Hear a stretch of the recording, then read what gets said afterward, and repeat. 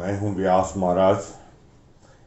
आज अपने गुरु को प्रणाम कर भगवान गणेश, देवी सरस्वती और भगवान वेद व्यास जी के श्री चरणों में नमस्कार कर भक्ति, ज्ञान और वैराग्य से प्रार्थना करते हुए भगवान श्री कृष्ण की शरण जाकर आप सभी के सम्मुख अधिक मास के 12वें अध्याय की कथा का वर्णन कर रहा हूं। पुरुषोत्तम भगवान श्री कृष्ण मुझे इस कथा को कहने की शक्ति प्रदान करें। श्री सूत जी महाराज बोले, हे सोनकादि ऋषियों, भगवान शंकर जी की अंतर्ध्यान होने के बाद मेधावती दुख से चूर होकर रहती थी। आंखों में से आंसू बहाने लगी। उसका शरीर चिंता में और शोक में ग्रस्त होने लगा और थोड़े समय के बाद वह मृत हो गई। उसी समय पृथ्वी पर द्रुपद राजा ने महायज्ञ किया था। यज्ञ कुंड में से अचानक एक कंचन वर्णी कुमारिका प्रकट हुई। वह कन्या द्रुपद राजा की पुत्री द्रौपदी नाम से सर्वलोक में प्रसिद्ध हुई। द्रौपदी जब विवाह योग्य हुई तब राजा ने स्वयंवर आयोजित किया। स्वयंवर में आए हुए राजाओं में अर्जुन ने मत्स्य वेद किया और द्रौपदी ने अर्जुन के गले में माला डाली, परंतु माता कुंती के वचन का पालन करने के लिए वह 5 पांडवों की पत्नी बनी। पश्चात कौरवों ने द्युत में पांडवों को जीत लिया और युधिष्ठिर हारकर अपना राजपाट खो बैठा। आखिर उसने दांव पर द्रौपदी को लगाकर उसको भी खो दिया। दुशासन ने द्रौपदी के बाल खींचकर बड़ी सभा में उसे घसीट कर लाया और उसके वस्त्र उतारने का प्रयास किया। इन सभी दुख का कारण द्रौपदी के पूर्व जन्म में पुरुषोत्तम मास का अनादर किया था, यही था। पुरुषोत्तम मास व्रत को शीघ्र फलदायी और पवित्र होने से ऋषि, मुनि और देव भी करते हैं। पश्चात जब पांडव वनवास में थे तभी की यह बात है। एक समय भगवान श्री कृष्ण पांडवों से मिलने गए थे। उस समय पांडव काम्यक वन में थे। भगवान श्री कृष्ण को देखकर पांडवों सहित सभी को उनकी यथोचित मानसिक पूजा की और अपने दुख कष्ट कहने लगे। पांडव बोले, हे जनार्दन, आप हमारे जीवन दाता हैं, आप हमारी रक्षा करें। हे जगतपते, हमें कभी भूलना नहीं। आप ही हम पांडु पुत्रों के रखवाले हैं। हम सभी आपके शरण आए हैं और वनवास में कष्ट सहने के योग्य नहीं हैं। इतना कहकर सभी पांडव श्री कृष्ण के चरणों पर गिर पड़े। पांडवों की यह श्रद्धा, सद्भाव और प्रेम देखकर श्री कृष्ण ने उनको धीरज दिया और हाथ से आशीर्वाद दिया और बोले, पांडवों, तुम अब पुरुषोत्तम मास का व्रत करना। उससे तुम्हारे सभी दुख दूर हो जाएंगे। तुम्हारा गया हुआ राजपाट और धन संपत्ति और ऐश्वर्य शीघ्र ही तुम्हें फिर से मिलेगा। इसके उपरांत भगवान श्री कृष्ण ने पांडवों को बताया। पांडवों भरी सभा में दुष्ट दुशासन ने क्रूर शब्दों से द्रौपदी की अवहेलना करके बाल पकड़कर घसीट कर लाया। तभी उसने मुझे पुकारा था, पर मैंने उसकी ओर ध्यान नहीं दिया, क्योंकि पूर्व जन्म में द्रौपदी ने पुरुषोत्तम मास का अनादर किया था।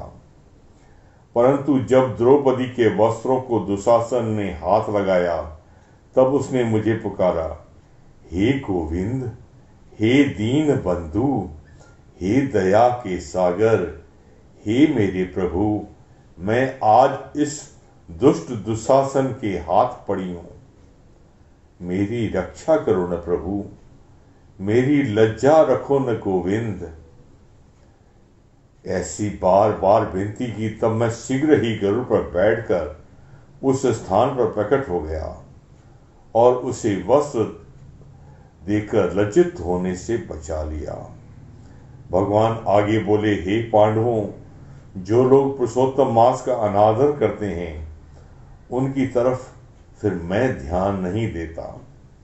यह मेरा व्रत है जो शीघ्र फलदायी और सीधा साधा है। इसीलिए अब आने वाले पुरुषोत्तम मास में तुम व्रत रखो और वनवास पूर्ण होने पर तुम्हारा अवश्य ही कल्याण होगा। इस प्रकार पांडवों को मार्गदर्शन करके और उन्हें धीरज देकर भगवान श्री कृष्ण द्वारिका जाने लगे। यहाँ भगवान श्री कृष्ण के आदेश का पालन करके युधिष्ठिर ने अपने भाइयों को कहा, थोड़े समय बाद पुरुषोत्तम मास आने से द्रौपदी सहित पांडवों ने पुरुषोत्तम मास का व्रत रखा। इस व्रत में स्नान, ध्यान, पूजन, कथा, पुराण सुनना, प्रभु स्मरण और भजन कीर्तन आदि में अपना समय बिताना और यथोचित दान धर्म करना। आखिरी दिन अब उन्होंने पुरुषोत्तम मास व्रत का यथोचित नियमानुसार उद्यापन भी किया और भगवान पुरुषोत्तम को प्रसन्न करने के लिया। भगवान पुरुषोत्तम पांडवों पर प्रसन्न हुए। अंत में भगवान श्री कृष्ण की कृपा से 14 सालों का वनवास पूर्ण होने पर पांडवों को पुनः राज्य प्राप्ति हुई और उनका वैभव उन्हें पुनश्च मिला। इस प्रकार पुरुषोत्तम मास व्रत के प्रभाव से पांडवों को हस्तिनापुर का राज्य फिर से मिल गया। इति श्री पुरुषोत्तम मास महात्म्य की मेधावती का पुनर्जन्म नाम 12वां अध्याय पूरा हुआ। बोलो श्री कृष्ण बलदेव की जय। मित्रों, इन भगवान पुरुषोत्तम श्री कृष्ण के सिवाय क्या शरण लेने के लिए और कुछ है?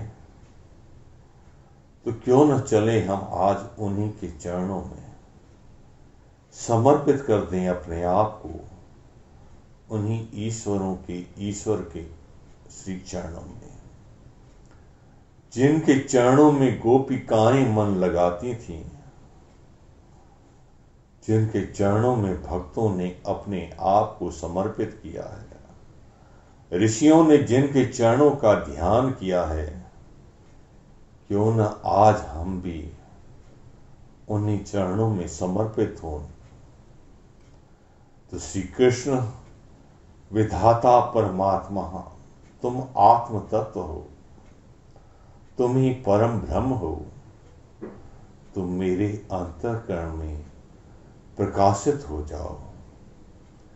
जैसे अर्जुन को गीता का ज्ञान दिया था, वैसे समय समय पर मेरा भी मार्गदर्शन करो प्रभु। प्रभु, मैं पथ से भ्रष्ट न हो, कर्तव्य से विमुख न हो और कभी कमजोर न पड़ो। ऐसी कृपा करो देव। इस जीवन संग्राम में जैसे पांडवों ने महाभारत युद्ध में विजय पाई, मैं भी विजयश्री को प्राप्त कर आपका चरणों का स्थान प्राप्त कर सकूं, ऐसी कृपा कर दो परब्रह्म परमेश्वर। श्री कृष्ण शरणम मम, श्री कृष्ण शरणम मम, श्री कृष्ण शरणम मम। गोपीजन वल्लभ चरणान शरणं प्रपद्ये।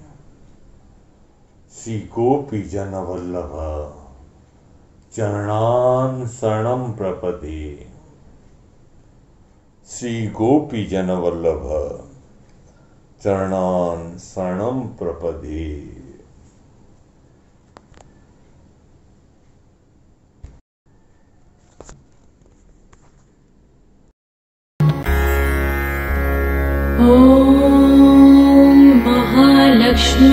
च विद्महे विष्णुपत्न्यै च धीमहि तन्नो लक्ष्मीः प्रचोदयात्।